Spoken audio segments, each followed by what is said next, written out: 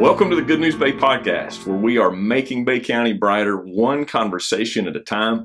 Today we have a very special guest with us in the person of Representative Jay Trumbull, who is part of the state House of Representatives, and he has been representing us over in Tallahassee for several terms. In fact, this is your last term. Because they only let you have 4 two-term limits, and this is the end of that. That's right. You look way too young to be term limiting out.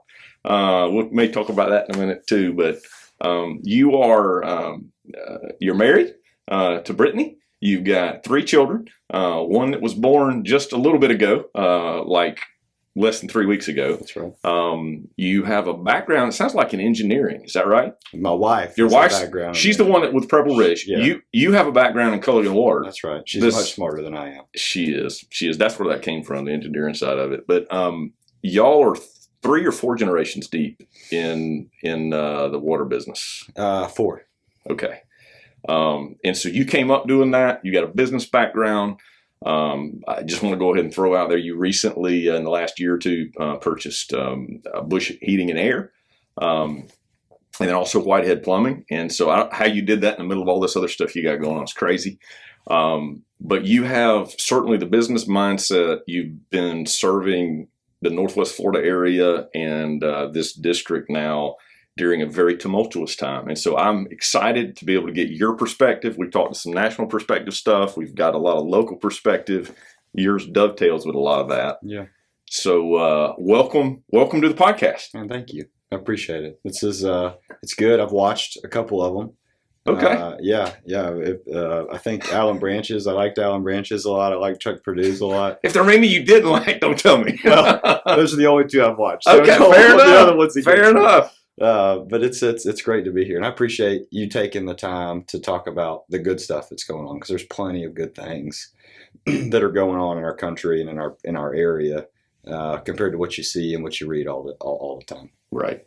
Well, and our people need to hear that, because we hear a narrative that reflects something different than that. In fact, one of the things in this really relatively new season, new year, it is, as we try to make Bay County brighter with our conversation, I want to put a narrative out there that is real, that's right, that's true, but that reflects this place we live. You are a Bay County native like I am. Mm-hmm. I'm a Mosley grad. You're a Bay High grad. If I got it right, I think your bride also is a Bay High grad. She is. And you got your education at Auburn University, right? I did. But you have. I hear that. I've heard these stories about you growing up around. I mean, you 4 generations in the water business. You grew up around it, and so you grew up getting hands dirty a little bit. Wells being drilled, that kind of thing. Yeah. Was that some of how you spent time with your grandfather growing up? It was. I really believe that. I wouldn't say I'm the best manager of a business, but I believe that I've learned a lot of my traits from being able to watch my grandfather and my dad. My grandfather passed away when I was in college, but I think he was super excited to get me out working early. 1, it was free labor, and 2, I couldn't quit. So it was a really wonderful time. I mean, the work was hard. It's not what we do is not glamorous. Yeah. Well drilling is not. I put in sprinkler systems for many a summer. I used to, I was required to, after school was out at Bay, before I could drive, I'd have to walk across the street, and clean the bottled water plant. But those are all things that, I will probably force my son to do, when he gets older. And it were great learning opportunities for me. And I think that it's important, for young men to be working, at an early age as well. No, it matters. It matters a whole lot. I'm curious a little bit, because you very easily, and you do have a significant role, obviously, in the family business, if you will. But why would you want to run in political office in this culture? It's obviously not gotten any better, but I mean, you easily could have just continued going about the business side of it. What caused you as a young man to want to be involved in the public sector? I joke with people and say I lost a bet and that's why I ran. But the reality is growing up in that business, and you can see, kind of look around the corner peel the curtain back a little bit and kind of see what's going on, and I was pretty newly married, and I was running our Culligan office in Tallahassee. We had owned that office at the time, and I was commuting back and forth and kind of learning how to do that. And for one, being in Tallahassee was interesting. Growing up here, I had been over there a bunch, but didn't really think like, hey, I'm gonna run for office one day. And then when Jimmy Petronas was terming out, he said, you should think about this. And I thought about it, and I was like, well, shoot, I'm just way too young. There's no way, that I could do this or pull it off. But to your point, growing up in the business and seeing, how government makes things harder for people, Mm-hmm. and as conservatives, all we want is the opportunity to live our lives and have government not be involved in it. And as a business owner, sure, you need to have guardrails, but when government puts undue burdens on businesses that artificially have to raise prices or make it difficult to produce a product. Yeah.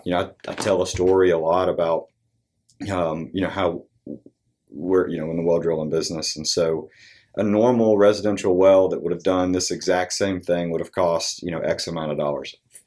10 times that is what it would cost a business owner, because government says you have to do these couple of different things. And if you were to peel some of those layers back, I think things get less expensive. And at the end of the day, safety and well-being of folks are still, being well taken care of. So I think there was also this one inspector that came and wrote us up in the bottled water plant for having a cold up water hose on the ground rather than being hung up on the wall. Yeah. And that was about the time where I was wondering whether or not I was going to run. I said, forget that, I'm running, because at the end of the day, all we're trying to do is produce a product and employ people, and you've got, government pushing back on that. This is a perspective I think that might be interesting. One of the stories that I had heard about you relative to this was the idea that you're dealing with a business owner or somebody who's trying to start a business, get the well drilled, and in that process, it ends up being multiple times what it would have been because of all the regulation and stuff. And we live in a world where everybody assumes that everybody else is out just for the dollar. Well, we're from Bay County, Mm-hmm. and I have this belief that you are like me, that you want to help people, right? Like you want to make a living, you want to be free to live. But when and I'm not assuming everybody's a Christian, but like I know you attend down at First Methodist. I love Jesus, but we're supposed to love other people. It's different. I know even though you're in political office, you're a small government guy, right? Yeah. So it's different for me to, out of the goodness of my heart, want to help somebody than having the government tell me how I have to do it. What it's supposed to be is you wanting to help that business owner achieve his dream. And as he's getting his business built and achieving his dream, if you can serve him and make a living in the process, that's what it should be.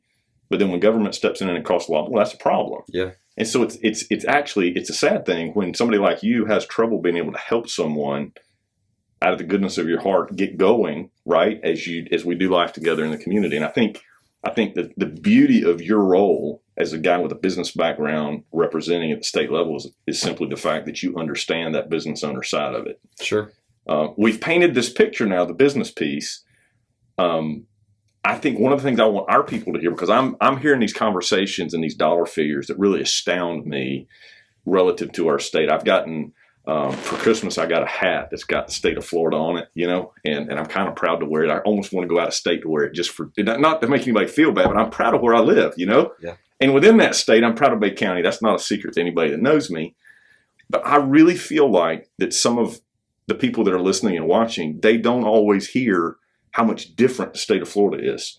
You're over there, and if I heard you right in the pre-interview, you basically told me that the role that you're in with as chairman of the Appropriations Committee, I mean, that's essentially the one in charge of the checkbook for the House of Representatives for the state. Is that accurate? Yeah, it is. And so things are different in Florida because we've stayed open. Right? I mean, like, we haven't been as locked down with a lot of these mandate kind of things. There's been a balance there. We've tried to be safe, but we've tried to be smart. Have we seen that in terms of a budget figure or a dollar figure I'm giving you a chance to tell us because I know the answer is there. That it's been a boon financially in a good way. It has, and I appreciate the question.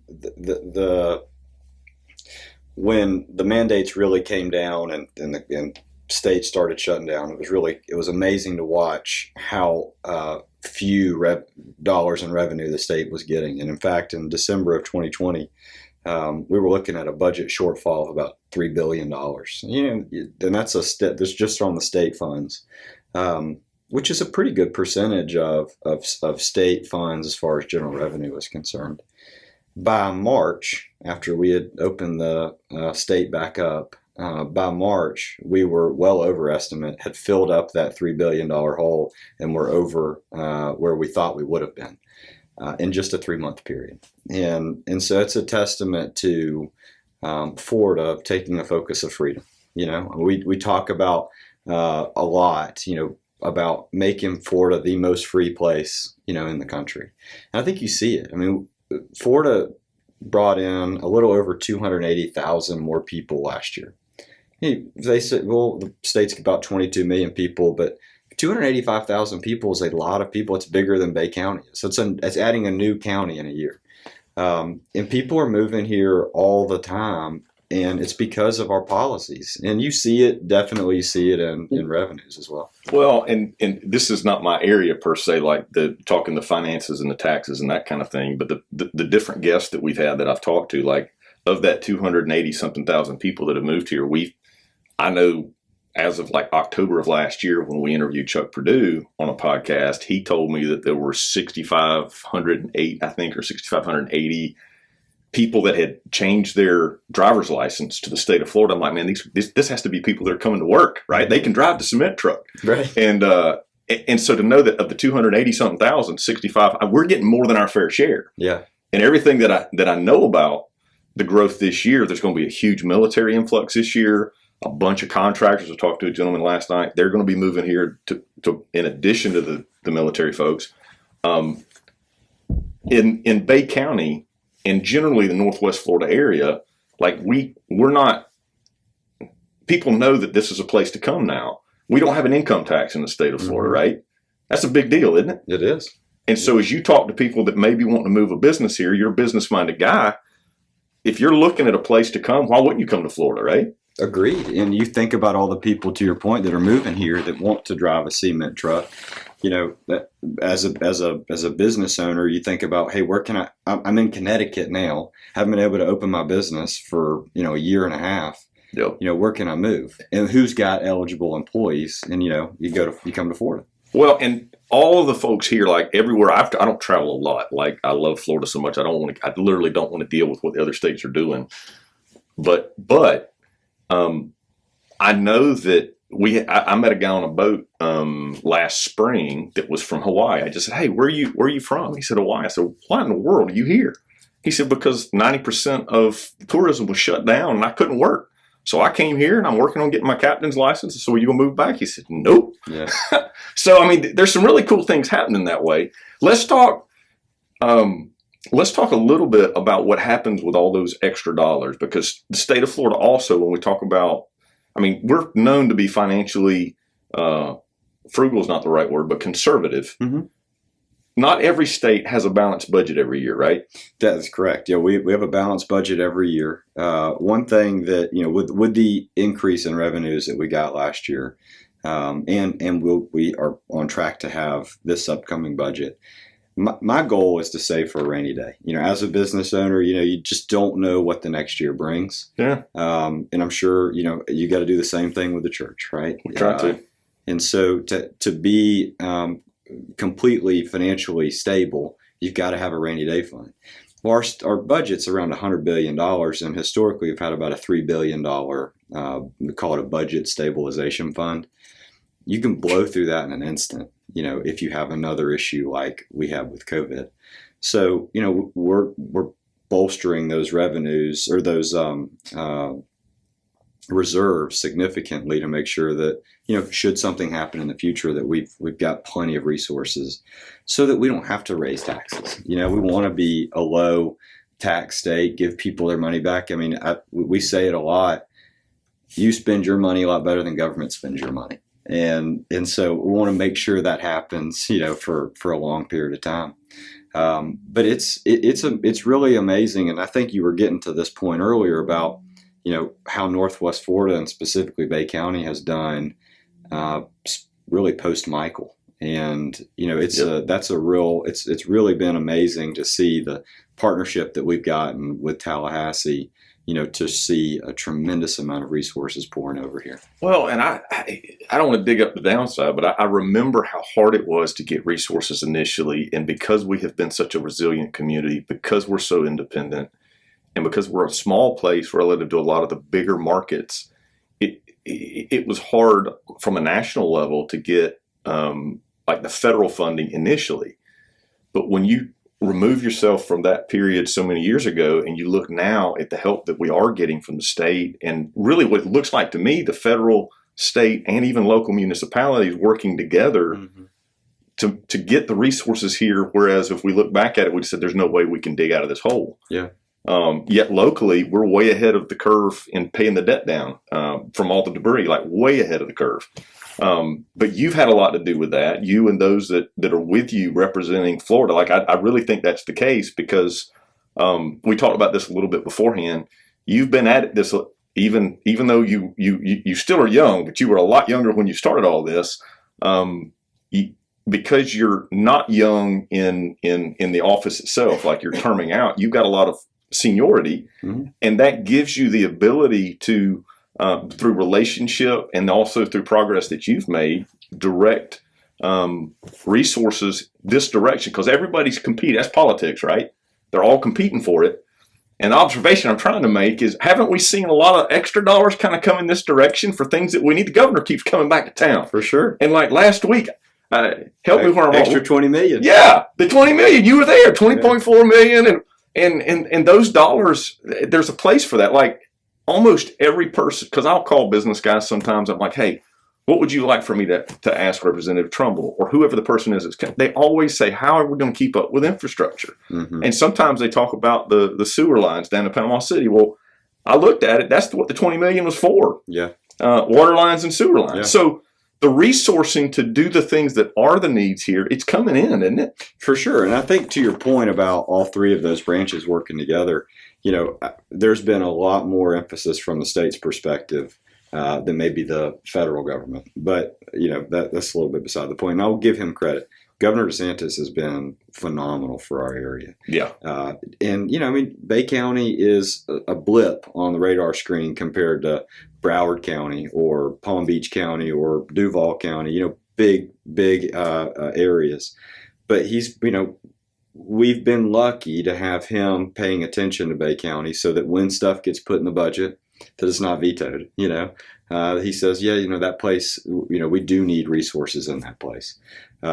It's been a blessing. I truly believe in God's providence. It has been a blessing to be able to be in the position I've been in during the time it has been. I mean, I wouldn't want to relive any of this, but having Hurricane Michael and then COVID, and being able to be in the position I am to maneuver resources to an area, it's been amazing. I've said this in a lot of different environments and with different people, but I've never had a chance to share this with you. I really feel like that part of God's providence leading up to the storm. We've had some incredible leaders in our community that have served for long periods of time, but never at a time where things have been so massively rocked and shifted from landscape to trees and buildings and all that to just how things are happening. You've seen it at the state level that this crisis has created so much adjustment, even in how business is done with the technology side of it. And we've been blessed to have, a lot of the guys aren't, what are you, mid-30s now? 32. You're 24, right? When you ran for office? Ran for 25 when I was elected, yeah. So quick story. I'll be careful because I'm going to deviate. Hopefully I can figure out where I was at. When I was 24, I graduated seminary. I was going to my first church in Jacksonville in view of a call. So I flew from Fort Worth, Texas, into Jacksonville. my wife is just a few. She looks a lot younger than me, but she's just a few months older than I am, and so she was actually old enough to rent a car. They wouldn't let a 24-year-old rent a car, and so I felt awful. Like it was the most. It was horrible showing up at the church, not old enough to rent the car, and like I'm asking them to let me be their pastor, kind of thing. And so it helps me relate a little bit with being 24 and in office. I think it sounds like some folks when you started were wondering like, is this Jay running or is this his dad running? And so the point with all that, we've got a bunch of 20s and 30s and 40 somethings that have carried a load that would have been very difficult. Just the pace of change, the tech side, the dollar figures. I mean, this is not a knock on those that have been, but when I look, some of the guys that exited out of office, whether you're talking about some of the law enforcement, some of those guys were heroes of mine, right? But when I see guys like Tommy Ford that stepped in at a time, we've had a load between the hurricane and the pandemic, and you look at the county commission and some of the turnover there. You look at the beach and just across the board, you're a shining light in that because the pace that you've had to run at is, you might not even know how big a pace it is because you run it in your 20s and 30s, right? Mm-hmm. Early 30s. But in light of all that, we've been blessed. That's a piece of God's providence. Talk to me just for a second about, like, you're a business guy. You're fixing to finish this term. Do you know what you're going to do after that? Well, as soon as I'm done, I'm coming home. I joke with people I'm running for the House, which is, my home here in Panama City. I have thoroughly enjoyed the opportunity to be elected. It's been a wonderful 8 years. I have a lot more gray hairs than I thought I would at this age. But thankful for what I have left up there. You're doing good, man. I got a 4-year-old, a 3-year-old, and a 20-something-day-old, 23-day-old. And, I need to spend some time at home with them. And, I didn't know 10 years ago I was going to run for office. Yeah. So, God's got a plan and we'll figure out what happens after that. But it's been something that I've, obviously incredibly enjoyed. Brittany should, military guys have to get orders as to what they do next term. Well, Brittany should have written some orders up. Says you need to come home. Right. Probably little known fact, all 3 of your children were born during what we call the session. Yeah. And so my wife's a saint. Yeah. That means yeah, absolutely she is. And so I would imagine you're going to want to spend some more time with your kids. I would also think that you came out of a business world into this role. You've still been heavily involved on the business side of it. Speak for a second, just as a businessman looking at Bay County in the future. Are you excited about what you see as opportunity from a business standpoint? 100%. Yeah, absolutely. I mean, I think we're in a bubble. And not one that's going to burst. I think we're in a bubble in Bay County and really a lot of areas in Northwest Florida where we used to talk about it when they find us, right? When these folks find us, this place is going to explode. We have been found. I think we're being shot out of a rocket or a cannon right now. And it's really amazing how significant the growth is in our area. And I really believe that, that there's no slowing down. I'm super excited about it. I'm excited about those 6,800 people that are moving here because I think everybody needs a little bit of help on the workforce side. But it's a great place to be. And who wouldn't want to live in Bay County? It's by far, in my opinion, I've gotten to travel the state a lot, and there's no prettier place, no better people than this area, and I would put us up against anywhere. You and me both, no question about it. That's great news for people that are in business or thinking about being in business.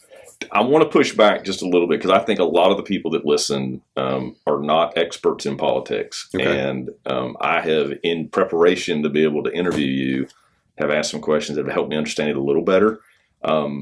You guys are in the middle of, quote, session right now over in Tallahassee, right? So a couple more weeks of that left? About 7 more. And so typically every year, there is a time when there's an awful lot of work that's been done to produce bills for things to go through committee.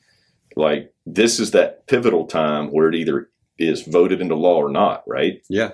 Well, it goes back to our point earlier about small government, right? Florida's, we as elected officials in the state, so state representatives, state senators, we have one constitutional duty. That's it. And it's to pass a balanced budget. So all this other stuff that we do, is condensed in that time frame, but sort of everything is around, our one constitutional duty. But we also have this other thing this year, which is interesting, is for redistricting. So we'll redraw all the maps as it relates to, how people's districts are drawn and where they will represent. Like, so my district, not a lot of people know this, it's just Bay County. But it's not the whole county because it's population based. So we look at the new census data. And so there's a whole committee right now going through, how to redraw all the districts. So it's a kind of an interesting time for as it relates to this session. But session's 60 days long. Yeah. And it's 60 calendar days, so we count weekends, thankfully. And at the end of that, the last couple of days, but the last thing we will do is pass the budget. But committees are meeting and people are up there. And there's a lot of buzz and excitement. Everybody's trying to get as much, what their priorities are, get those things accomplished in that 60-day time frame. And the coolest thing is at the end of session, the last day is called Sine Die.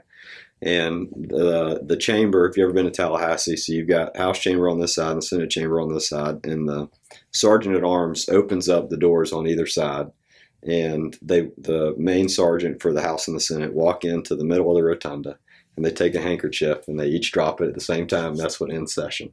It's a super cool, fun thing to be a part of. But it's people. I get called congressman all the time. People sort of misunderstand kind of what that job is, and it's not DC. It's definitely not. There's a lot of positive things happening, in Florida politics that continue to make this place a special place to be.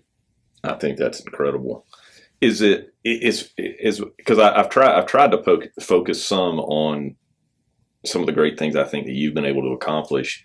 I know that you served on several committees early on in earlier terms. I know that the role that you're in now as chairman of Appropriations Committee, I mentioned that I think like in the intro, but the reality is that all these committees that meet throughout the course of the year and then they get back together either in January or March when the session actually happens. You're essentially the one that is the chairman of the committee that looks at all that information. And helps that. That's where that whole concept of you being in charge of the checkbook for the state. And so from the perspective of a citizen of Bay County, it gives me excitement in a lot of ways to know that, you elevated to the place that you're influencing that process the same way that I get excited at, and I think I should, that we got a representative in Bay County in the person of Jimmy Petronas that's a CFO. Yeah. Like that's a weighty position statewide in terms of being able to bring dollars back to Bay County. And so I guess I want to say thank you for the way that you've been able to, by continuing to serve in difficult times, you've been able to draw dollars back to this place in a really special way that impacts all of us and helps create this bubble to make the bubble what it is, right? Yeah. So just in case somebody hadn't heard this, you would agree that Bay County is different than much of the rest of the state, just because we're native, so it's special in that it is. We're the taxes typically here are a little bit less than a lot of the rest of the state, right? The opportunity to grow, I think, is here.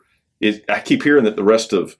I'm trying to make this clear, but like much of the rest of the state doesn't have as much opportunity or space to like even develop into. Yeah. Miami's, they're landlocked they're landlocked at this point. We've got a lot of opportunity to grow and still preserve a lot of the stuff that we love, right? There's plenty. People ask me about, growing up here. And when I first got to Auburn, they said, people live in Panama City? I said, yeah, it's not just a place you vacation.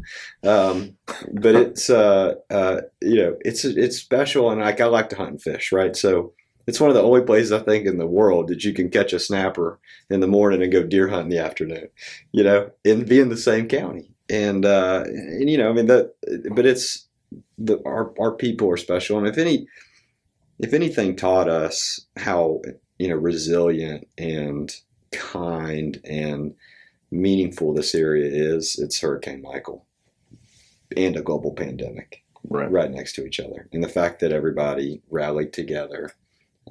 This place still has a very tight sense of community, and that's other places have lost that. We're fixing to wind down, but I want to bring up one more thing before we do. And I think it's one of those things that I've heard much. You and I haven't talked about this. This isn't in the script anywhere, but our governor has been very pro law enforcement as well as very pro business for staying open. But because he has been, that has supported all of our county law enforcement and local law enforcement to create a scenario where there is law and order in the state of Florida. Yeah. That makes, I guess that makes us different than much of the rest of the country. No, it does. Too. I mean, in fact, there's a developer in town that was doing some post interviews on people that had purchased homes, and they were from all different areas. A lot of Colorado, a lot of some California, some Illinois, some Chicago, or some New York, and they came down and these, like, I think historically our people, right, the people that move here or retire here, it's a Tennessee, it's an Alabama, it's a Georgia, but our reach is getting much wider. But anyway, they're doing this post interview and said, hey, what's the reason you chose Bay County? Out of all the places that you could be, people have a ability to work remotely now, more so than they ever have been. So why'd you choose Bay County? And the number one reason was safety. And, that's good news. It wasn't access to health care. It wasn't access to great schools. Yep. It wasn't beaches. It was safety. And I thought that was a really telling thing. And to piggyback on your point about how pro law enforcement, yep. This state is, and how guys like Tommy have done such a great job. Yep. Sheriff Ford has, and, finding quality people to keep everybody safe. And I mean, that is a significant differentiator when you compare that to, Seattle or Los Angeles, where if somebody comes in my store and steals something, I can't do anything about it in Los Angeles. I'm just, okay, I'm sorry. Here you pay for that. So I want to make sure that I've heard what we've been talking. We've basically said that the economic future in Bay County and in Florida is really bright, right? I think that's kind of a consensus of it all. And then secondly, it's a safe place relative to the rest of the country in many ways. What I think makes that important is there are folks that they hear on the news something different than that. They hear a national narrative, and it makes them wonder. Like, I know that there are probably some of my church folks that don't get out much for a lot of reasons, and I want them to know that their state representative, based on all that and really what we've talked about, what we're dealing with here locally, it's kind of different than what they may have just heard about national news in a different city, a different state, in a different place. And I think that's an awesome narrative to be able to tell. Listen, I'm grateful for your time today. I'm so thankful that you've taken this time with me. I definitely want to get you home because you are in Bay County right now. You need to get back home to Brittany quick, because that baby's growing every minute of every day. So thank you for being our guest today, Representative Trumbull. Yeah, no, I appreciate it. We'll say one thing. To your point about watching the national news, bad news sells. But thank you for talking about good news. Absolutely. Absolutely. Thank you so much for joining us for the Good News Bay podcast, where we are making Bay County brighter one conversation at a time. Please help us share this good news and change the conversation by liking, sharing, and subscribing to the podcast.